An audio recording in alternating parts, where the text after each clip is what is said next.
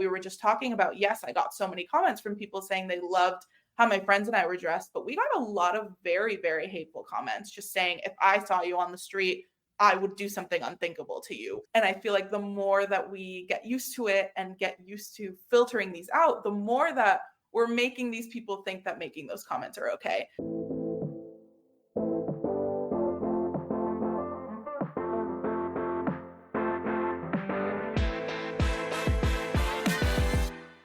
Welcome back to the show. Hope you're all having a great week so far. So we are on episode 2 of our new season, where we are focusing on women who are influencers and creators. So women who have built a strong following on social media, whether that be a platform like Instagram or TikTok or Pinterest or any of the platforms. And what we do is we're delving into what do they talk about? How did they build their following? What are their stories? And what are the implications of putting your life out there and having people, anybody who wants to, who has a connection onto the internet, to comment on it? And so today we have the wonderful Mollie Daniela. She is an LA-based Latina content creator. She focuses on fashion and lifestyle. And one of the things that we talk about is Mollie's had a few videos recently, a few pieces of content go viral. And we talk about what are the positives of that, but also the negatives and some of the things that she experiences as a young woman in terms of people feeling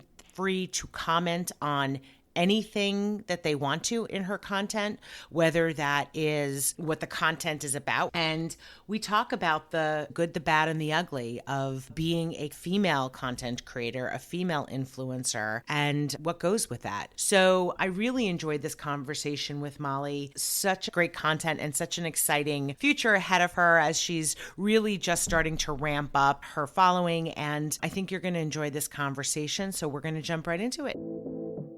Mollie, welcome to the show. Thank you so much for having me. Well, I love it. If anyone happens to see a video clip of this, you are wearing pink. I know pink is a big part of your brand as a Yes. creator, as an influencer. We are all dealing right now. We're knee deep in Barbie mania. Yes. Tell me what pink inspires for you. Absolutely. So I grew up, I'm an only child, only daughter. So my parents gave me anything and everything. So I've been getting Barbies and the dolls and all the things that made growing up a girl so much fun. I got all of that. And I feel like when I was going through middle school and through high school, it was kind of not cool and you couldn't really like girly things and it made you feel younger and less mature. So I feel like now in my 20s, now that I've graduated college, I'm going through this reconnection with the color pink. I get to look back on the things that made me happy when I was younger and reminisce on those amazing moments from my childhood.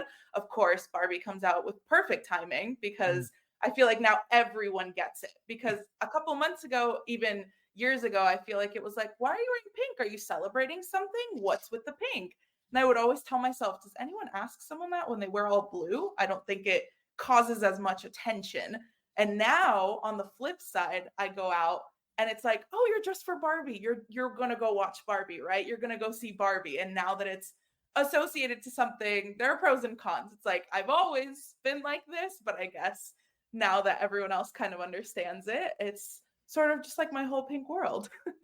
I mean, I love that too, because it's also, I think one of the things that we find with creators and influencers who have staying power and can really build an audience is that they are authentically themselves. And there is something about saying, listen, pink makes me happy and I want to rejoice and enjoy what I get to put on every day. And if pink is it, pink is it.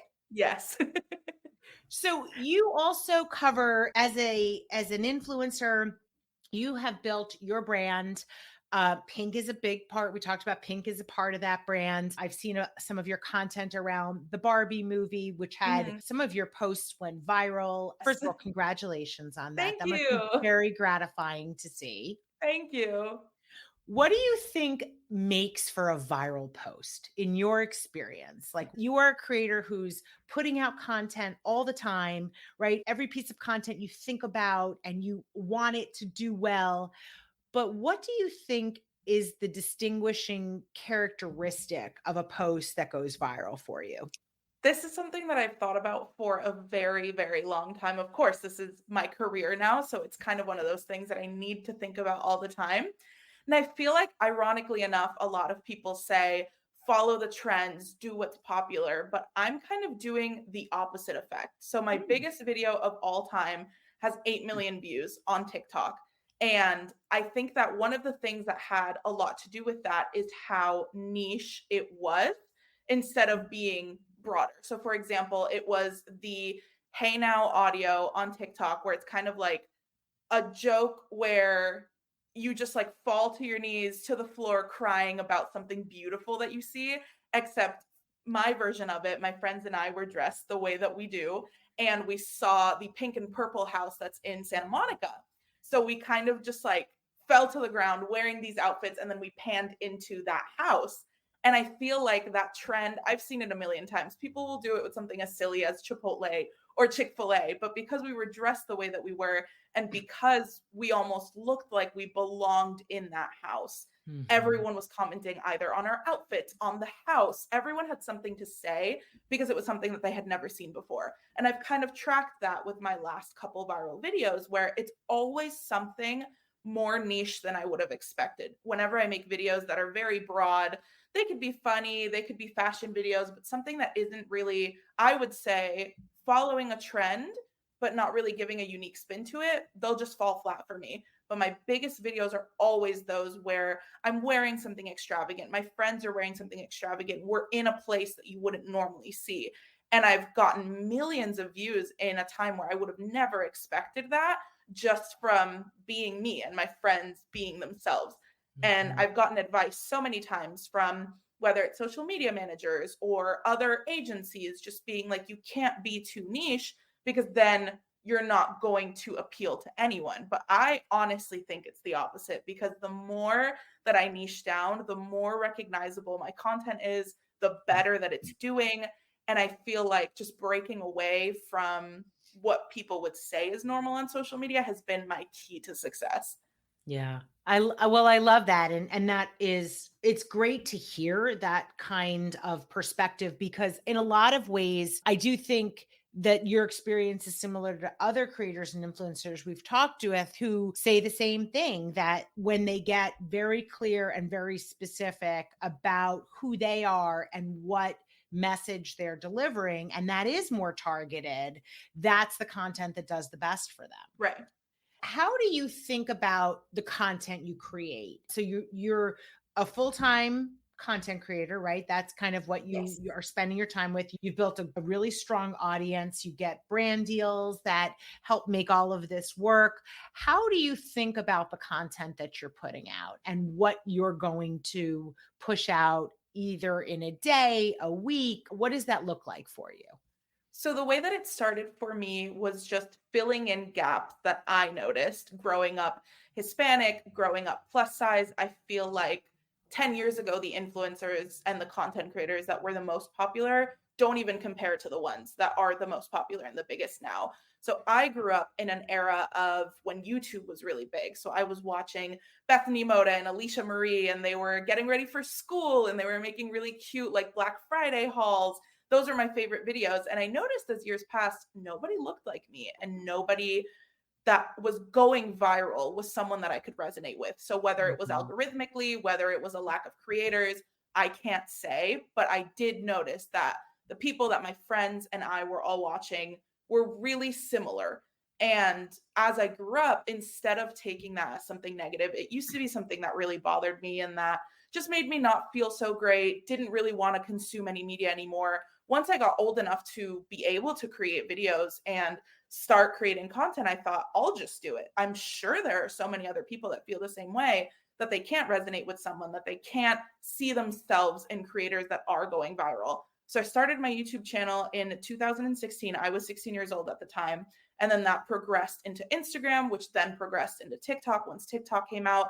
And that's the mentality that I've held on to. I've ebbed and flowed through lifestyle and fashion and food, kind of tapped into a few different niches, but the whole time, all I was thinking of was be that person that other people are looking for and that other people want to resonate with. So I'll always give my content a little bit of a unique touch. So for example, if I do a haul video for fashion, I could just say that it's a fashion haul, but I'll niche it down a little bit. I'll say that it's a plus size fashion haul, or if it's a brand that I feel like not a lot of people know is plus size, or potentially their size range could be regular, but I still fit into it. It's kind of something that I bring light to. Like, did you know that you could shop from this brand if you are plus size? Or did you know that this brand started carrying plus size now? So it's Mhm. something that I kind of think about what other people would want to see and would want to call out from a fashion brand. Or if I am doing lifestyle, I'll call out that I am a first generation American, that I am Hispanic, that the things that I'm doing are possible for people like me, because I feel like I've consumed content in the past where I'm like, that could never happen to me. But now I'm in that point where things are happening to me that I thought would never be able to happen to me. So I do like to put a personal touch into everything that I create, because I feel like there's always that one person that's going to see something that I make and think that can't apply to me or that will never happen to me. And I do want everyone to know that anything can happen at this point. We live in a world where so many things are happening every single day, especially for creators. We see so many creators' lives just like completely change, which is so inspiring. And I feel like more people need to know that that could be a reality for them. Yeah, I love that. It's the possibilities are kind of they're amazing, right? And I would love if you could maybe share one of your favorite sort of pinch me moments that you've had as a creator, as an influencer. Yeah, absolutely. So I used to live in Florida. I'm born and raised in Florida, and I moved to Los Angeles in October. So it's almost been a year. So I feel like this whole period of living here has been very pinch me, because it's just a place where there's so many more creators, meaning that there are so many more opportunities and it's more creator friendly. I started my career in Florida, of course, and I feel like in the 6 years that I was a creator in Florida, I hadn't even scratched the surface of the amount of things that I've done in the last 9 months. But I will say something that was just really near and dear to my heart. I went to a Madame Tussauds unveiling of the Harry Styles wax figure a couple weeks back. He's my favorite artist in the world. I've seen him over 13 times. So the team knew that and they invited me to come. And I thought I was just seeing something early, which I was really, really grateful for. But I get out of my car, I'm on Hollywood Boulevard, and then my name is just giant on a billboard. And they were welcoming every single creator. So they were shuffling our names in alphabetical order, but there were really only 20 of us. So I just stood there and I just see my username like plastered. There are hundreds of people around me just like walking around. And I'm thinking, I wasn't expecting that at all. They didn't tell us that. I don't even think they knew how big of a deal it would be. But for myself, who I would still consider myself a micro creator, and there were so many creators around me that I will commend, they definitely focused a lot on the fans. So some of them weren't even established creators. They might have just gotten a couple 100,000 followers from their videos that have gotten viral related to being a fan. And all of us, I could just see it in all of our faces. We were just standing there staring at it like, this can't be happening right now. This is not something that we expected. And it felt so great knowing that maybe at one point I thought making a video about going to a concert would have been too niche, or I do fashion. Why am I talking about concerts? But I still did that and I got on their radar. And then I was able to see my name on a giant billboard. And that just, it felt incredible. It really, really was amazing. I love that. And the fact that, you can get the attention of people who work for the Madame Tussauds or whoever it was that ultimately invited you, that they understood who you were when they brought you in. Let's talk a little bit about some of the elements of being a woman in the industry. So I know you've worked in the industry not just as a creator and influencer, but you also worked helping manage different campaigns. But just from your perspective first, as a creator, as a female creator and an influencer, what do you think are some of the positives about being a woman in the space and some of the downsides? So for some of the positives, I feel like a lot of them have just come out of the Barbie movie coming out. Everyone is talking about girlhood. Everyone is talking about female relationships. I think that naturally we're just so kind and loving to each other. And I don't look at things analytically. If I see a woman doing something amazing, I don't care who she is. I don't care if I know her, if I don't, I'm going to cheer her on. I'm going to feel amazing. I'm going to be so happy that she's taking up space. And it's something that means a lot to me. And I feel like a lot of creators who are women, whether we share a similar ethnicity, if we're the same age, if we live in the same place, we find a connection no matter what. It could be our favorite color, it could be our hometown, but I feel like we're always just looking for that connection. We want to cheer each other on. We want to hype each other up. And it is a really beautiful thing in the creator space. And I've also noticed my supporters looking at me and me looking at them. It's just so beautiful. It really is. Like I said, we've been talking about it so much because of the Barbie movie coming out. And it's something that only we understand. And I feel like that's a very special bond, knowing that just being a woman in itself is enough of a similarity to have with another woman that we feel like we're on a level of connection immediately. There have been so many times where I'll go to an event and I don't know anyone, but once I see another girl, I'm like, I'll be fine because I know I can go up to her. I know we're going to share that energy. I know I can just compliment her dress and somehow we'll leave with dinner plans for the next week. So it is something that I love and I cherish. And of course, being in this niche, it is with more women or at least feminine presenting people. And the people that I've met just because I wear pink are just the most beautiful people in the world. But unfortunately, I feel like we all know there are a lot of negatives. And I actually got a comment this week that I feel like would never be commented to a man. But recently I hosted a screening of Barbie with one of my best friends, Chaslin, and we were able to sell out the theater, which was really, really cool. So we got 70 fans of Barbie in LA to come see the movie with us. And we wanted to create a space where we felt like we could dress up without being judged, because I will say I'm on two sides. I'll either go in a full gown to see a movie or I will go in my sweatpants. It really just depends on the day, the time of the movie. So we wanted to give everyone a space where if they wanted to dress up, they wouldn't feel uncomfortable. And we had this amazing screening. And of course, I was filming so much content for it. We filmed everyone's outfits. And then I posted a video saying what everyone wore to my Barbie screening. And I got a comment a couple days ago that said, I hope you guys have the brains because you definitely don't have the beauty. And I just thought to myself, a man would never get that comment. If the video had more men in it, that would have never been said. But everyone always says women have to have the beauty and the brains. And that was just such a targeted comment. One of those things that you think to yourself, someone really sat there, typed that whole thing out, and they hit comment. They really had to think that through, and they just went ahead and sent it through. And that happens so often with wearing pink, wearing dresses like this. People will just naturally assume I'm less intelligent just because I want to dress really, really girly and really, really feminine. And I've gotten comments before where in a professional setting, I, of course, will alter my style to still feel like me. And people will say, well, no one's going to believe you. No one's going to take your advice if you're dressed like that. You need to be dressing in a very neutral, professional way, or else no one is going to take you seriously. And there's so many things that just get pinpointed because of either the color pink or dressing like a girl. Or, for example, in that very large viral video we were just talking about, yes, I got so many comments from people saying they loved how my friends and I were dressed, but we got a lot of very, very hateful comments just saying, if I saw you on the street, I would do something unthinkable to you. Or if I saw you and your friends dressed like this, I would throw something at you so your dress would be ruined. Just because we were dressed in pretty pink girly dresses, weren't harming anyone, but that generated so many awful comments. And I feel like at this point, myself, other women in the industry, we just filter that out. And I feel like the more that we get used to it and get used to filtering these out, the more that we're making these people think that making those comments are okay. Because naturally, you can't clap back or respond to every single hate comment. The more that they just happen and happen and happen, they're becoming more and more normal, more and more aggressive. And it is sometimes very scary to be a woman on the internet.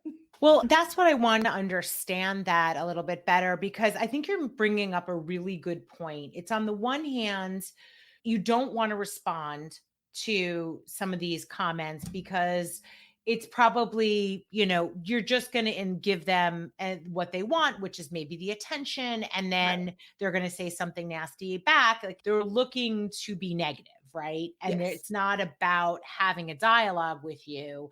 It's just saying something nasty. But you're raising a good point that I think is worth talking about for a minute, which is the flip side is by basically ignoring these comments, you're almost saying, I give you license to say it. It's okay Right. that you say it. How do you think about that as a content creator? I know you also post content about what you're wearing. You have plus size content on your channel. I've talked with other plus size. I had another plus size model that was on the show probably several months ago, and she said that people would just think that it's okay to comment about her body. And I'm just curious if you get that as well. Do you think that people feel like they have license to say whatever they want if they're consuming your content?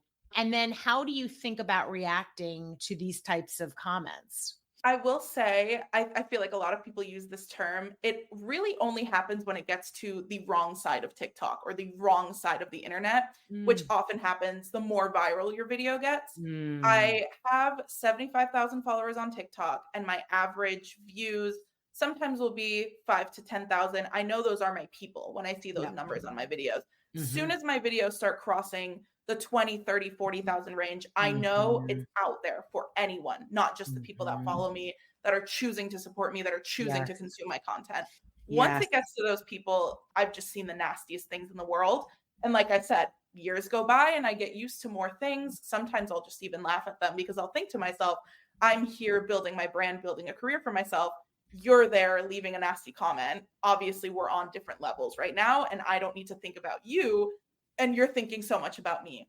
But Mm, I will say I've learned more to delete comments instead of responding to them. But what happens when you do that? People start noticing that you're deleting comments and then they hate on you for deleting comments. Don't delete what mhm, I'm saying. I thought the internet was free speech. I can say whatever I want. So then you get triple the amount because people get mad that they're being silenced. So I feel like whether it's about the body, whether it's about the clothes that I'm wearing, whether it's about just being a woman in general, there really is no perfect way to go about it because these social media platforms say that they have such great filtering systems. My own videos have been taken down before, whether it's something that I'm wearing or like for example, this dress that I'm wearing right now is a little bit sheer, I'll get flagged for it. But these comments still process. They go through and those comments are not being flagged and these accounts on social media are not getting banned. And if they do get banned, they make another one. And there's yeah, no filtering system to stop them from making a new account and from continuing to generate those comments. And I feel like it's just very scary knowing that if someone feels that confident to say something online, 50% of those people would likely say that to you in person as well. Because at this point, they're just so used to it. They're probably on the internet the whole day just leaving comments, comments, comments, comments about the most awful things. And you really only know someone from 15 seconds of that video that you saw. You don't know anything about people. You don't know what their life is like for being plus size, what their health is like, because everyone always goes down to health. Everyone always starts saying unhealthy, unhealthy, unhealthy. But there's sometimes absolutely nothing wrong with that person. And then they yeah. think to themselves, is there something wrong with me? And it can really get into your head. And I feel like deleting the comments has been the most helpful for me because people like to hate in groups. So when Mm, someone already sees a hate comment, they feel a little bit more confident leaving one and a hate chain begins. So for me, I've been catching them, deleting them, especially if it happens to branded content. I feel awful not only for myself, but now for the brand. yeah. Because if people catch those and start reading those, whether the brand believes in me or not, it's looking like a negative outlook on the brand. So people don't understand that this could also be ruining your career and your work and potentially getting new deals, which of course an understanding brand would be understanding of that and know that that's out of your control. It's more algorithmically. But if they don't, or if another brand is scouting you and then they see those comments under a branded video, people really think that it's only going to take a dig to your self esteem and it could be so much larger and it could ruin your career, ruin your work. And then what? They just got to do that over one comment. It is really sad. Yeah. Well, it's interesting what you're saying too. I think it's a really good point, Molly, that if you think about when you get negative comments, you said that people like to hate in groups.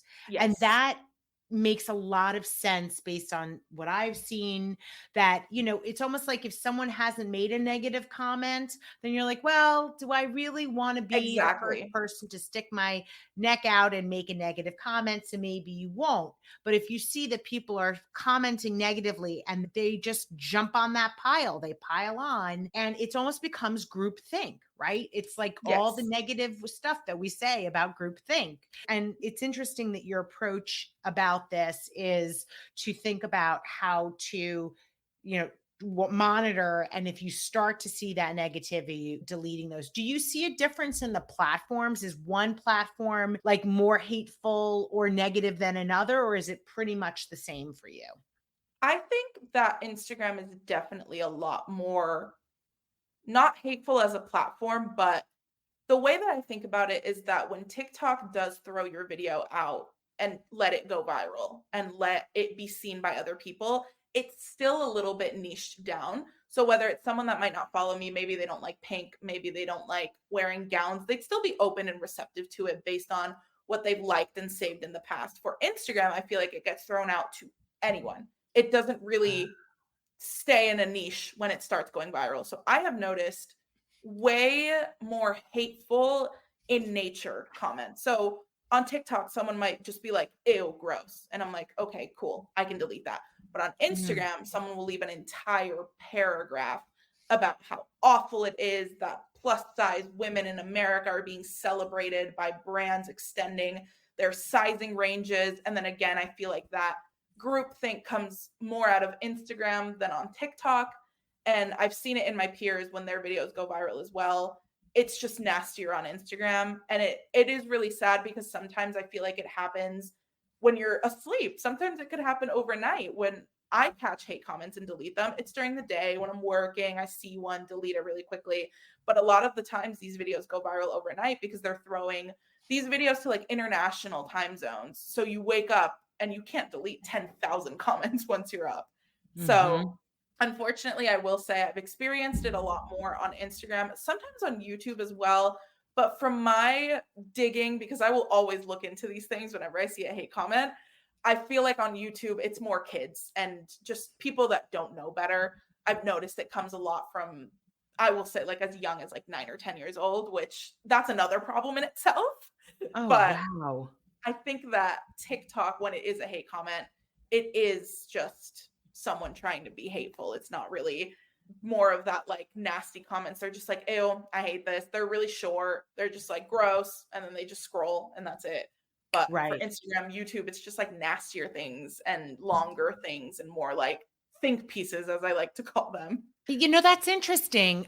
Do you think that that has to do with the nature of Instagram in terms of how people engage on Instagram versus TikTok? Because TikTok is a little bit more scrolling. Or do you think that it's more that TikTok is just better at the algorithm in terms of who they're going to show that content to? Like if a video is picking up momentum, that TikTok is more likely to show it to the right people who are genuinely interested in your type of content versus the algorithm and how it's working on Instagram, just showing it more generally to people. I feel like it's a little bit of both. I also think that it has a lot to do with how long the apps have been around because Mm, I personally have had Instagram probably 10 years by now. Same thing with YouTube. Like I'm getting close to that decade amount of time of having it. Whereas TikTok, we couldn't have gotten it before 2019. Whether you had Musically or not, TikTok itself, you couldn't have had it longer than 4 years. So I feel like the people that joined TikTok, I feel like it is the Gen Z app. People call it that. I noticed that it's definitely a lot more younger people that just wanted to have fun. I feel like for me, I'll take TikTok as a mental break in the middle of the day. I'm like, okay, I need to scroll for a little bit. I'm not going to willingly scroll on Instagram. I'm going to willingly scroll on TikTok. So I feel like interesting. Instagram just has everyone under the sun. They've been around for years. If they've been hating for years, they've been hating for 10 years, not for 4. So I feel like Interesting. it has a lot to do with the algorithms as well because I feel like just TikTok naturally, since it's newer, it probably has better technology. It probably has a better algorithm. It reads content better. It knows who to send it to. And I feel like the longevity of just Instagram and YouTube is the reason why there might be more hate, or it gets filtered less, or it's just more common because, like I said, if people have been haters on Instagram, it's been almost 3 times the amount of time than if they were to be a hater on TikTok their entire time on the app. That's really interesting. So, in thinking about your generation, Gen Z, and how this is now content creation and being an influencer is really like something that people can viably do as a job. What is the best part of that, of being around at a time, being of an age that you understand these platforms well, it's native for you in the sense that you grew up with it, right? You grew up with Instagram, you grew up with understanding these platforms maybe in a way that my generation and other generations did not. What are the pros? What are the positives of that? I think community is number one. Community has always been something that's really important to me. I'm an only child. I was a pandemic college graduate. So I feel Mm. like the digital world has always been something that I can fall back on. I think that also has a Mhm. lot to do with how I entered my life in LA, because we moved across the country and I didn't know anyone, but I knew everyone, if that makes sense. These weren't people Mhm. that I had seen in person, but I had followed them for years. So I Mhm. got here and there was never a nice to meet you. It was just a good to see you, because these people, I know everything about them. They post everything. I know their Mhm. dog's name. I know where they went on vacation. So Mhm. I felt this connection to people already. And that really, I will say that another positive is it's up to you how much you share. A lot of people are really scared of the internet and are really scared of what it means that we're such a digital world. And of course, there's so many negative things that comes with it. But another positive is that you make it your own. I share what I want to share and I post what I want to post, and I let people in the amount that I feel comfortable. Yes. And that has just brought so much connection with people that I know and people that Mm. I can relate to. And I feel like with these videos going viral, it's even happened to me as a consumer. I'll see something that will stick with me for a really long time. And then you think back to it, it could have inspired a business idea. It could have inspired your new wardrobe. You really don't, you're not able to grasp the impact of these videos because you just don't know. There have been so many times where one of my videos will go viral and I'll get the sweetest comments from people saying, like, because of you, I wore pink the next day. Because of you, I bought that dress that I've been wanting to buy for a really long time, but I just didn't have the confidence to do it. And I think to myself, that's one comment. How many people have done this and just not told me? And I Yeah. feel like that happens a lot with Yeah. just being on the internet, being able to connect with people. I have friends all over the country, some people that I haven't even met in person yet, that you can explain it to other creators and other people on the internet. Yes, they're my friends. But then to people like my family that don't really use the internet as much, I'm like, my friend that I haven't met, but she's my friend, I promise. And it's a little bit, it's funny to explain, but I feel like it's such a wonderful feeling. And I've gotten to a point where I can't even believe that I'm saying this, but I have been recognized in public before. And people will say the sweetest things to me. And I'll think to myself, like, this is one person that just made my entire week. There Mm. are over 80,000 people that have chosen to move with me on the internet. I can't even imagine getting a compliment or something nice from every single one of them. I wouldn't be able to handle it. It would just be too much. And the impact is just more than I could have ever imagined. So there are so many scary parts of being on the internet, but I feel like being in this generation where we just kind of run with it, whether it's safe or not, we're making the most that we can out of it. It's been the most just like community feeling. I feel like I have a family online aside from the Mm. people that I've met in person.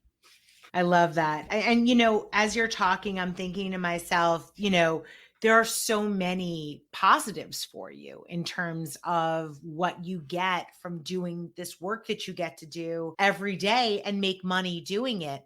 Where do you see this going for you? I've thought about that a lot. I feel like I've thought about that especially. back in March, I did quit my job, which is not something that I thought I was going to do. I was working in influencer marketing. I loved being on both sides of things. I was able to run campaigns and then be an influencer in my own campaigns. I felt like Mhm. I was getting a very full circle picture, but it just got to a point where I outgrew it and I wanted to just build my brand for as long as I could.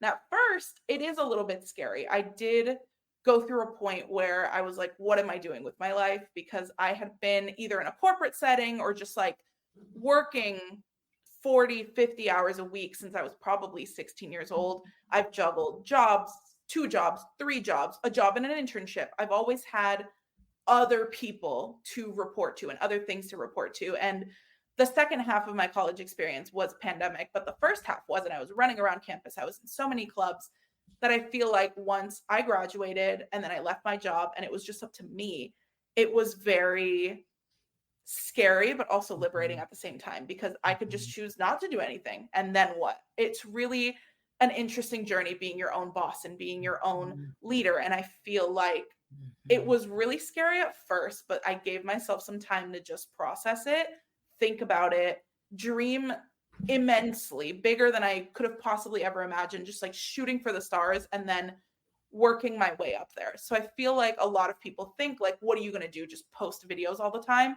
That's not really what being a full-time creator is. You get to be a creator, whether that's creating a brand. You could work with a brand to make a fashion line. Mhm. You could Mhm. make your own podcast. You could make your own agency. You could also just create videos 24/7. It really is whatever you make out of it. And I feel like a lot of people are scared of that. And I will say, a lot of people also say, oh, you get to take the easy way out. You make a video and then you make a living.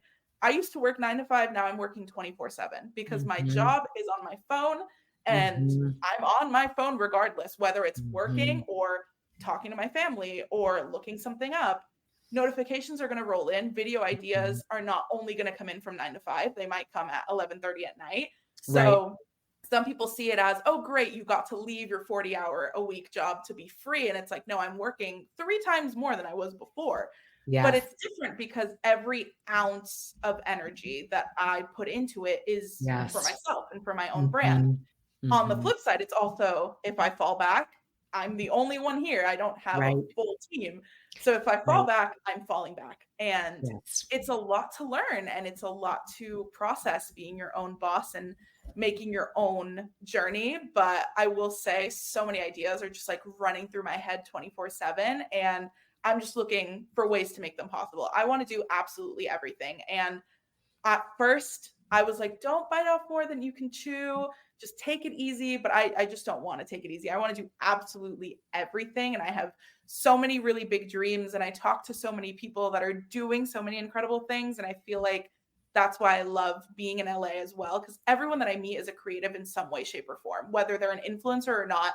They're either working in the music industry, they own their own brand, they're a fashion designer, they're a model, they're just creative. And Mm. it's really fulfilling being around people like that all the time. Yeah, I love that. Well, it's like the possibilities are endless. You can be as creative as you want to be, but also I think people need to understand the share of mind that it takes, right? I mean, you were talking about how much you think about it. I mean, that is very different, let's say, than maybe a 9 to 5 job where you go, you think about it while you're there. And it doesn't mean you don't think about it when you're not there, but it's Of not course. in the forefront maybe as it is for somebody Right. like you as a creator who's always getting ideas, who's all can get responses in the middle of the night at all hours of the day. Right. So I think that's a really interesting perspective for people to have about what this job is all about.